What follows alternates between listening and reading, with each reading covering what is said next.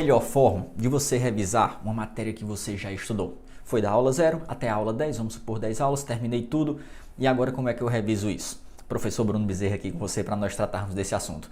É melhor questões, revisões do seu material, lei seca, um mapa mental, ver o PDF novamente, assistir a videoaula?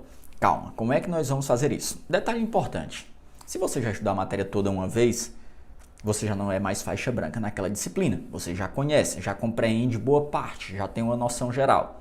E aí você vai mesclar 3 formas de revisão, tá? 3 formas de revisão. Como é que você vai fazer isso e quais são essas 3 formas de revisão? Primeira delas, que é a mãe de todas as revisões, a principal forma de revisar depois que você já estudou uma matéria por completo. Resolução de questões. Essa é a principal forma. E aí, uma vez que você foi da aula 0 à aula 10, aqui no nosso exemplo, você vai voltar lá para a aula 0 e vai fazer o quê? Questões de todos os assuntos. Aula 0, 1, 2, 3, até a 10. Mas, de que forma, Bruno? Eu começo pelas questões ou primeiro reviso meu material e depois vou para as questões? Depende da sua situação naquela disciplina. Se é uma matéria que você conhece relativamente bem, você pode ir direto para as questões e depois você só volta no seu material para revisar os pontos que você errar ou tiver dificuldade. Resolve uma bateria de questões, 15, 20 questões daquele assunto, depois as que você errar, você dá uma conferidazinha ali nos assuntos, revisa aquele ponto da matéria, se for preciso, retroalimenta seu material de revisão e segue em frente para os demais assuntos. Perceba que você vai ficar num looping, fazendo várias rodadas de questões sobre esses assuntos já estudados. E depois de você fazer algumas rodadas de questões, aí o que é que você vai alternar com o segundo método? O seu material de revisão. Se você estuda para concursos de grande porte, é fundamental que você tenha um material de revisão. Que ele vai ser construído, inclusive, a partir das dificuldades que você tem nas questões. Resolveu uma questão, errou ou teve dificuldade, você tem que anotar aqueles pontos para depois você rever, porque se você não rever isso, você vai cair no esquecimento.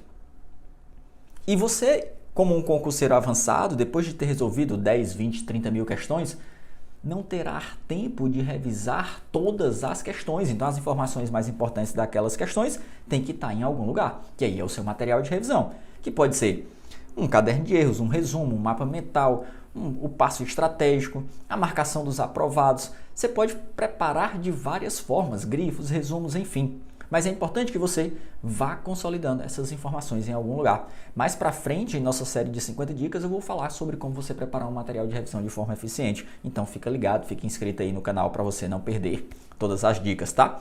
E aí, depois que você fez baterias de questões, você vai lá, volta no seu material de revisão e revisa aqueles pontos principais que você foi anotando durante os estudos.